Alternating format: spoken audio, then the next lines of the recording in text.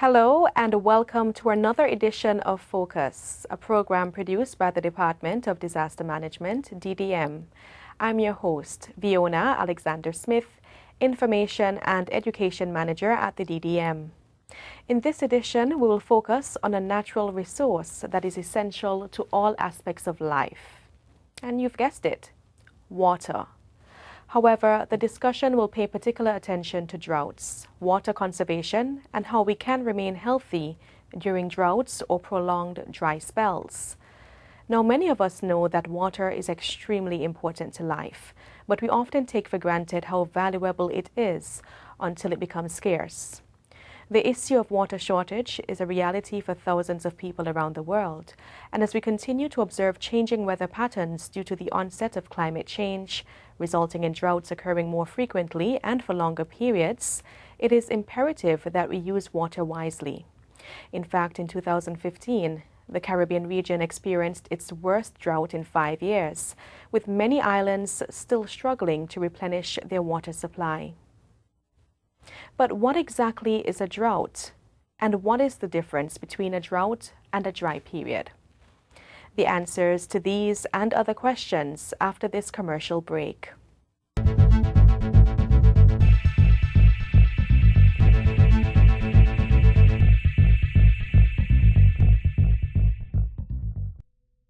The Department of Disaster Management is located at number 3 Whaling Road, McNamara, Tortola.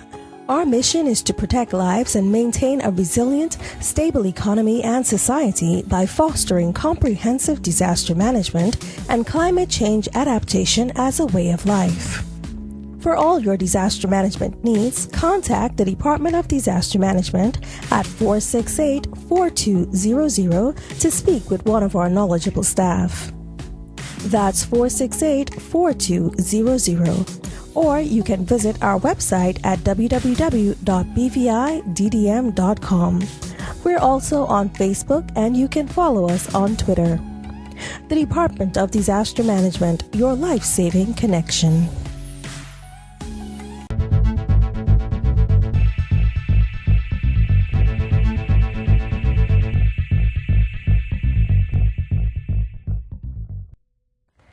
Welcome back to Focus. We're talking about droughts, and as promised before the break, I have on the line Adrian Trotman, agrometeorologist and Chief Applied Meteorology and Climatology at the Caribbean Institute for Meteorology and Hydrology based in Barbados. He will tell us about droughts and dry periods. Mr. Trotman, let's start with you telling us what conditions must be present for there to be a drought. So what conditions must be present for a drought? In other words, what conditions will be needed to cause a deficit in rainfall relative to what is normal? Anything that depresses rainfall. Let's start with that. And currently, for example, with the El Nino phenomena, which was one of the main drivers, one of the main features responsible for the drought in the Caribbean ever since last year, and in fact some parts of the Caribbean ever since late 2014 in a sense. The El Nino, which is a warming of the seas in the Pacific, one of the things it does in the Caribbean is enhances the speed of the winds at the higher levels, at the upper levels, and what that does is blows off cloud tops. So it prevents clouds from being very deep.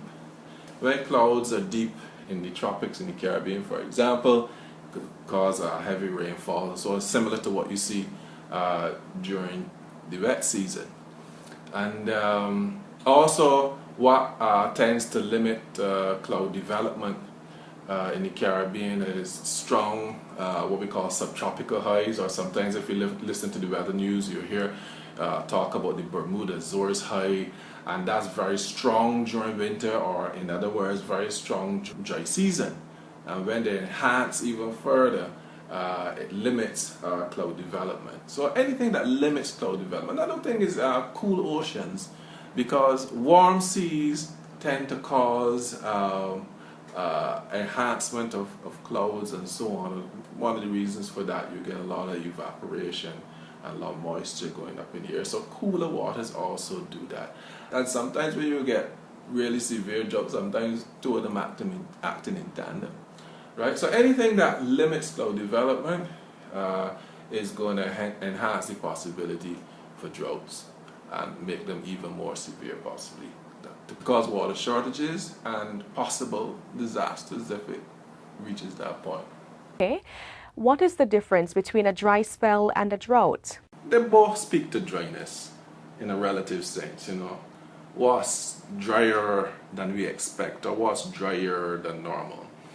We have some parts of the world that are always dry. We call them deserts, or semi-arid to arid areas, let's put it that way. They're always dry. But drought is when you're dry relative to what you expect in your country in this case. Drought is about relative dryness and abnormal dryness. But drought typically speaks to a prolonged period of dryness. And some may go further to say a prolonged period of dryness that leads to water shortages. Whereas a dry spell, we'd already talk about a very short period, a short period of dryness. So you can have many dry spells within a drought. You can have a dry spell within a very wet period, right?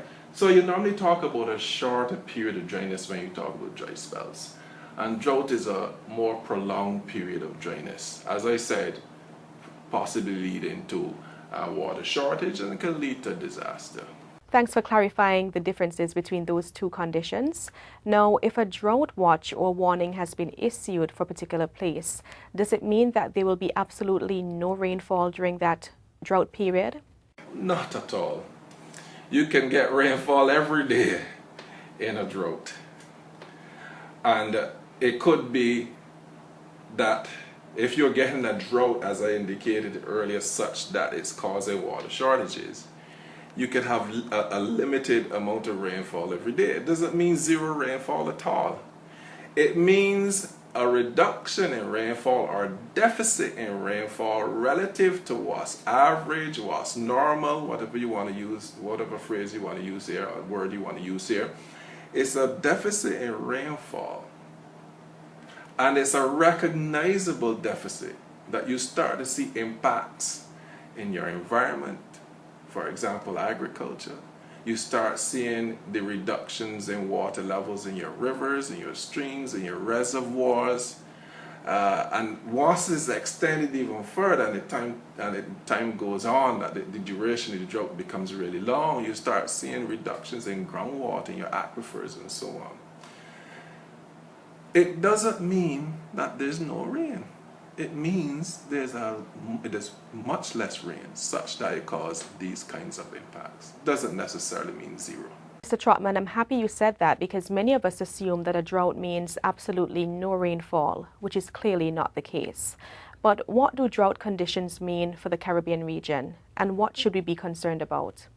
I want to move beyond the water itself, because drought is an interesting thing, You imagine that during drought, during your dry season to start with, your vegetation is much drier. That's because dry season. And when there's a drought, it's really enhanced. That dryness in your vegetation is enhanced. And one of the things that we find a lot during our dry season, and even more so during drought, enhanced very much during drought, is bushfires. And this is something that sometimes often isn't linked with drought, but it's a severe impact on our environment. And sometimes if you get a really big bushfire, it could impact on your agriculture, destroying the vegetation, and it could even extend onto your private property. And we have had times where, looking at the 2009-10 experience again, where in one particular country in the Caribbean, firefighters attended almost twice as many bushfires during the first 3 months of the year of 2010 than they attended to the whole of 2009. And this is something very, very serious, because imagine the same precious resource, water that is, that you're trying to conserve, is the same resource now that they're going to fight these fires. So it's almost a double whammy, right? So this extends beyond water itself, where dry conditions can also enhance the number of bushfires. Thank you, Mr. Trotman, for being a part of the program. That was Adrian Trotman, agrometeorologist and Chief Applied Meteorology and Climatology at the Caribbean Institute for Meteorology and Hydrology, based in Barbados. Now, of course, we should not wait until a drought watch or warning has been issued to start conserving water. Water conservation techniques should become a natural habit. For example, washing only 2 socks and a t-shirt in a washing machine is a waste of water. We will learn more about water conservation, and we will also have an update on BVI's water supply after this message.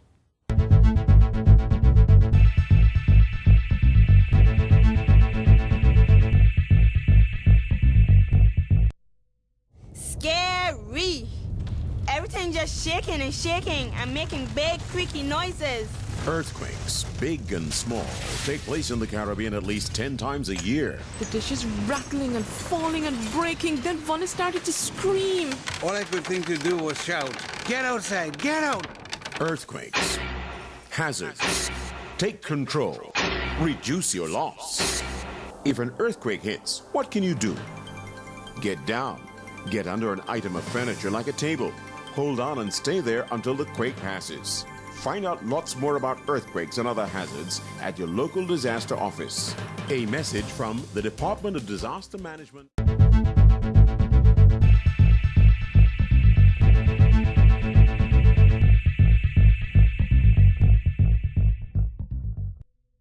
I am now joined by the Director of the Water and Sewerage Department, Herline Scatliff-Leonard.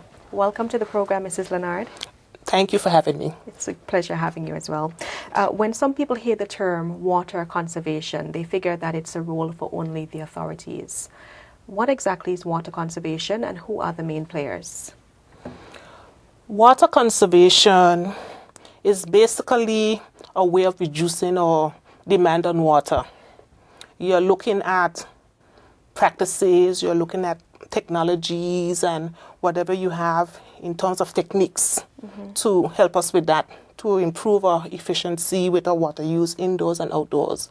That's basically what we mean when we say water conservation. It's a way of ensuring that, even our current demands are being met and our future wants will be met as well. Right. And this is very critical for everyone to know. It's a very important area for this, maybe for more discussion with the general populace, so that everyone would be on board with what we are trying to do as a department and as a government as well. Right, so it's not a role for just the department, it's for everyone. No, certainly not. It's all of us. What is your department's role in that regard, and what are the measures in place to protect our water supply? What the department has been doing is trying our best to educate the general public with regards to water conservation. We do have a Facebook page that we use regularly to promote activities regarding this phenomena, water conservation. We do try our best to issue press releases through our main ministry, the Ministry of Communications and Works on Water Conservation, and we do publish pamphlets on the issue. Education. I think that is what we need to make sure that we do at the department. Educate the public, get out there in the field, and not just educate from behind the desk. We actually need to get out there and do what we need to do with regards to water conservation, and we are planning this year to do some of that. Oh, great, Yes. great. What are the main sources of water supply here in the British Virgin Islands, and explain how are these systems, how do they work? At the Water and Sewage Department, the main water supply would be seawater. And I guess that's where the term desalination comes from. We produce our potable water from seawater. And how that works, if I may go right into how it works, etc. Reverse osmosis process. And with that process, what we're actually doing is separating the salt from the actual water. It's an expensive process, very, very expensive. but worthwhile because, we are providing for our residents and customers or visitors and everyone. So it's a worthwhile endeavor, bearing in mind what the uses of it. And some folks may, and I've heard persons personally say, well, you have all this seawater in there, they're using to your exposure to get to us, then why are we always out of water?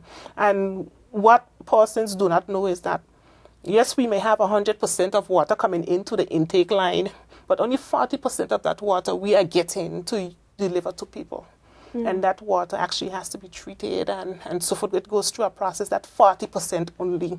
So you can appreciate why we need to make sure we understand the need to conserve whatever water we have available to us. That's a good point in highlighting the percentage that we actually get.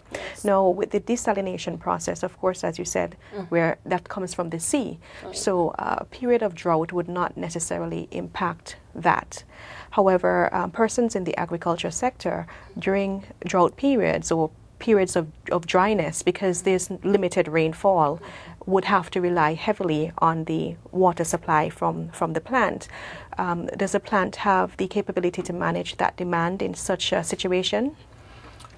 Currently, the agriculture sector is actually serviced by our plants as well. Okay. So whatever water I get, and you get, the farmers are getting as well.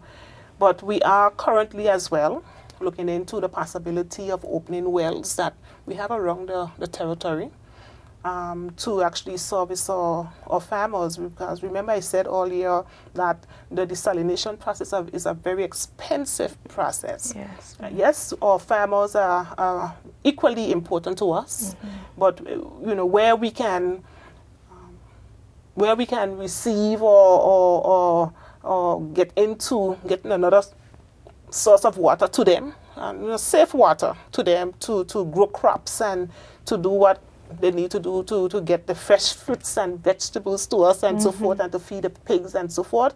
We are actually going to do as much as we can this year to make sure that happens.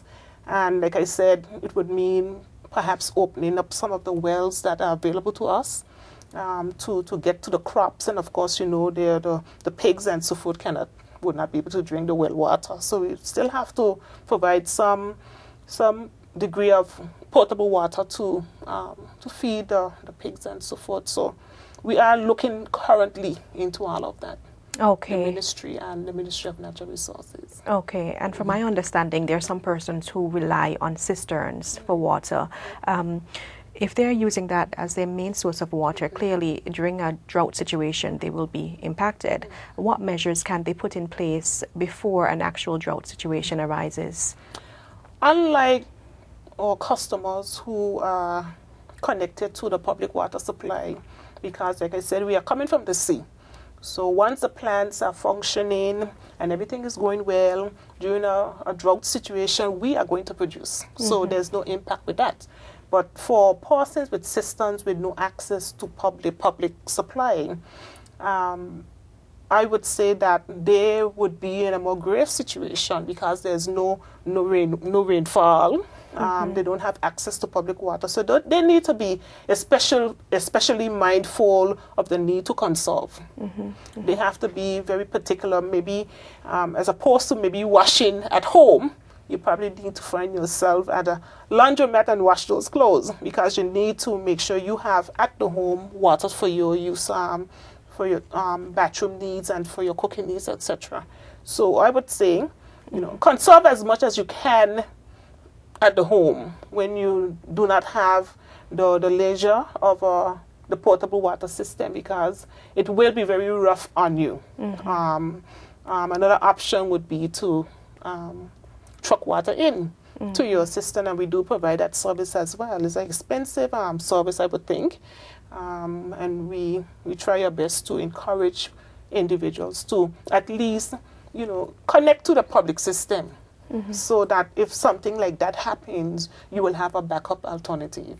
Because it's not everybody likes the public water in the cisterns, and for whatever, that's a personal choice, and and rightly so, it's their choice. Right. So I would say to individuals of who maintain that, okay, yes, we have a private supply and we do not want the public water in the system, to at least let's get lines run to the properties so that you have that alternative available to you. Because it will be very rough when you, like I said, no rainfall, no public supply. It's going to be rough. So that's my take on that. Okay, but regardless of where the water supply is coming from, it's still important for us to preserve and avoid wasting this natural resource. How can we all play our part in water conservation? What can we do? First and foremost, important to recognize that we are all stakeholders. It's not a water and sewage department issue. It's not a government of the Virgin Islands issue. It's a BVI issue. And so in conserving water, we need to be mindful how we are using it. Yes, it's basically how we are using the water and what we can do to eliminate or avoid or decrease the use of such water. I'll give some examples. When we are washing dishes, as opposed to having the water run while you're washing and rinsing, run water in dish pans or run the water in the zincs or something, and do your washing there.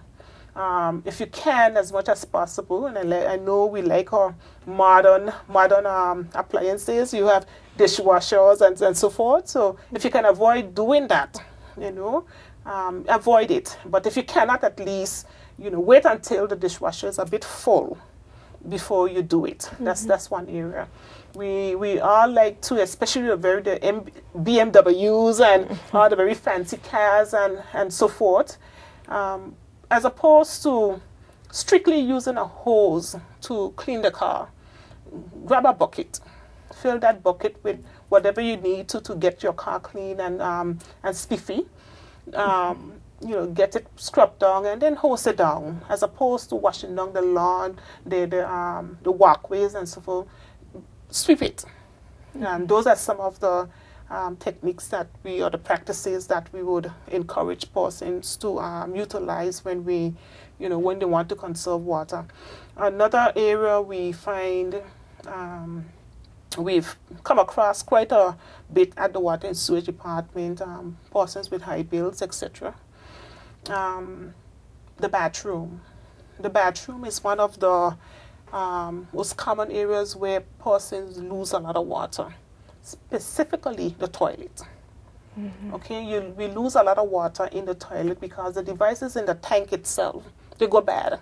And sometimes people are not even aware that something has gone bad in the tank until they actually get a plumber in to check. And yes, that's where the problem is. So do not wait until there's a problem to check your appliances, to check the zincs, to check the pipe work in the kitchen and in the bathroom, to make sure that everything is functioning, that you have no leaks, etc., because that's an area for water loss and is not contributing to our conservation efforts. That's water that could actually be conserved. I realized that, even throughout the territory, individuals like to see around the property, including buildings, clean. And we have a lot of washing down of buildings, etc.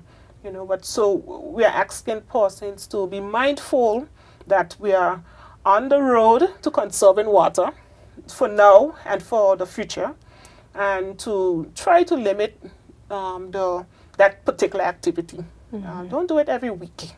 Every week is really a bit too much on the system. I hope I'm not taking over the program, but I still need to encourage people, because what we do not realize on the other side of this equation is that the more water you use, the more energy we're using. And the more energy you use, it means, yes, we are paying a higher water bill, but you're also paying a higher energy bill. And it's not just an energy bill on your side. We also pay a very high energy bill on the Water and Sewage Department side, because we rely on pumps, station pumps, booster pumps to take the water from the ocean. We do get charged for that. To get the water from the ocean and get the water to you. Especially persons living uphill from the reservoirs. We need pump stations in order to get the water to you. So the less you use, the better for us, the better on our infrastructure, because of course as you use the pumps more and more, you will eventually, they're working very hard, so eventually you'll have a lot of breakdowns and so forth. So the less work they have to do, it's just like a body. The less work you have to do, the better for you. You maintain yourself a little bit longer, you can hold up a little bit longer, but if you work and work and work, of course you're going to get tired, and then you want to sleep. Right. Etc. So it's the same thing, the same concept with pumps and so forth. So water conservation helps with a lot of things. Like I said before, it helps with helping us to conserve water in the tanks. So if we do have drought situations where we have more water to give to people, it would help us save some energy, or electric costs will go down. And of course, it would help us to even service our farmers a bit more, because that's a very important sector to us as well. Right, lots of critical information. Mrs. Leonard, thank you so much for sharing all this information with us. And I really hope that the conservation tips that you've shared here will be put to use by our listeners. Okay, thank you. You're welcome. We'll be back after this break.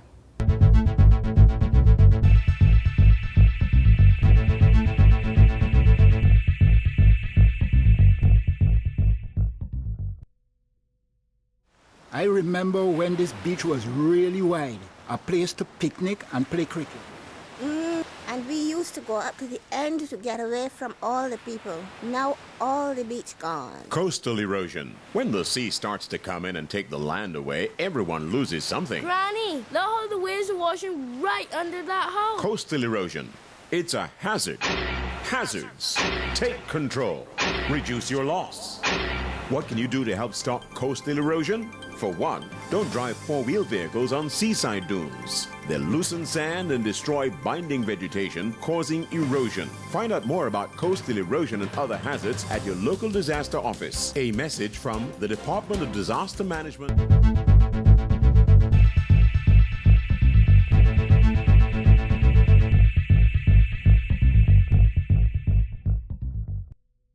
Welcome back to Focus. We're speaking about droughts, and we know that hot and dry conditions, with or without a drought, can take a toll on our bodies. Here to talk about remaining healthy during dry conditions is Medical Officer of Health in the Ministry of Health, Dr. Ronald Georges. Thanks for being here, Dr. Georges. Thanks, no problem. Okay. First, let's start with you telling us what are some of the health issues that can arise in dry conditions and extremely hot conditions. All right, thanks a lot. Yeah, so dry and hot conditions, we are in the Caribbean, and we are pretty close to the equator. So yes, these happen from time to time. So from time to time as well, the kind of problems that we can have when we have dry and hot conditions include things like heat stroke, heat exhaustion, dehydration, because of course in these conditions you'll be losing a lot more water than in other conditions. Other things that can happen, some people are pretty sensitive to the heat and to the sun, and they can develop some rashes. Okay. Also, during these times we may also have a lot of dust, and again, people with respiratory conditions or allergies may be affected as well. Okay. What are some of the signs and symptoms we should pay particular attention to? Right. So you have like a gradation from heat exhaustion, dehydration, heat exhaustion, and then you can get to heat stroke. So heat stroke would be your most severe type of health effect from heat. It's basically a situation where the body temperature is pretty high. It's going to be over 105 degrees Fahrenheit, about 40.5 degrees centigrade. In this type of condition, of course, the body system is not going to really be functioning properly. So one of the severe symptoms could be like confusion. It can be as bad as seizures, loss of consciousness. Persons may have other symptoms, thirst. They may be flushed. If it's a person who's light-skinned, you may see they're very red, and they're not sweating. They're hot to the touch. Other things like dizziness, nausea, neurological type symptoms can also occur, and it's basically caused because of the high temperatures. The body is no longer regulating itself properly, and it's usually also complicated by dehydration. Right, and when these symptoms are observed, what action should be taken? Right, so if someone is in heat stroke, it's a medical emergency. Okay. So basically that person should be immediately removed from the the exposure. So if they're in the sun, they should be taken to somewhere where they're shaded, or if there's an air-conditioned area nearby, that can be done. The immediate thing, of course, you want to call 911, get the health, some kind of, the health authorities involved. If there's, a physician nearby, he can be summoned. But the immediate action will be to bring that temperature down to a safe level, and that can be done quickly by taking the clothes off in a shaded area, wetting the person down, and fanning them. So when the water evaporates, it takes heat with it, so it can reduce the temperature. You can also do things like put ice packs in the armpits and the groin, but this will be for very severe cases. Okay, and why in those particular areas? Right, because those areas have a lot of blood flow. Okay. So a lot of blood coming to the surface, and by cooling that, you can be a little more effective in reducing the core body temperature. Okay, all right. Okay, you spoke about the heat stroke aspect of it, but in terms of dehydration, what can persons do? Right, so dehydration is much milder than heat stroke. And simply by drinking lots of fluids, right? We always recommend you drink 8 glasses of water, 8 ounces, 8 times. When it's hot, you may want to increase our frequency. And quick, easy rule of thumb, if your urine is very dark, then obviously you're a bit dehydrated. So you'd want to drink enough water so that when you pass urine, it's clear. Right. I know that there are some persons who, because of their profession, they are constantly exposed to sun. What extra measures can these people take to protect themselves? Right. So you have folks who work in the marine industry who may be out in the sea. Obviously, there's very little opportunity for shade if you're in an open boat, or if you're working on a boat. And you have those in the construction industry as well. Right. So obviously, drinking lots of water. So there should be lots of cool water available, and they should drink water freely. Simple things like sunscreen to prevent those kind of issues. You cover yourself as much as possible, broad hats, that kind of thing. But generally speaking, you want to make sure you're drinking a lot of fluid. I mean, at this point, I'd like to just bring up some other folks who might be at risk. Okay. Young children, right, under 4. They, again, you have to take special precautions with them. The elderly, or those over age 65. Those with chronic diseases, things like diabetes, hypertension, renal disease, people who may be on prescription medication, such as diuretics, psychiatric medications, other medications like that, they may actually be at higher risk. So special precautions should be taken to make sure that, to reduce their risk.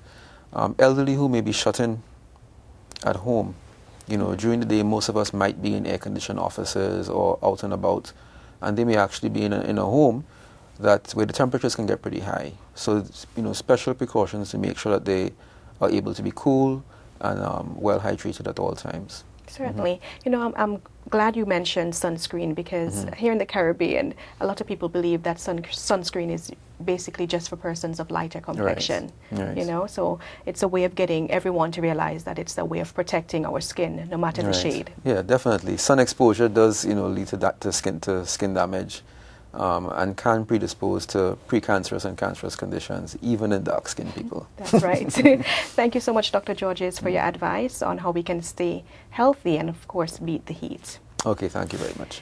And thank you for tuning in to this edition of Focus. I am Fiona Alexander Smith, Information and Education Manager at the Department of Disaster Management, reminding you that water is essential for life, and we should do all we can to preserve this resource at all times. Join me next time for another edition of Focus on CBN Television and on 90.9 FM.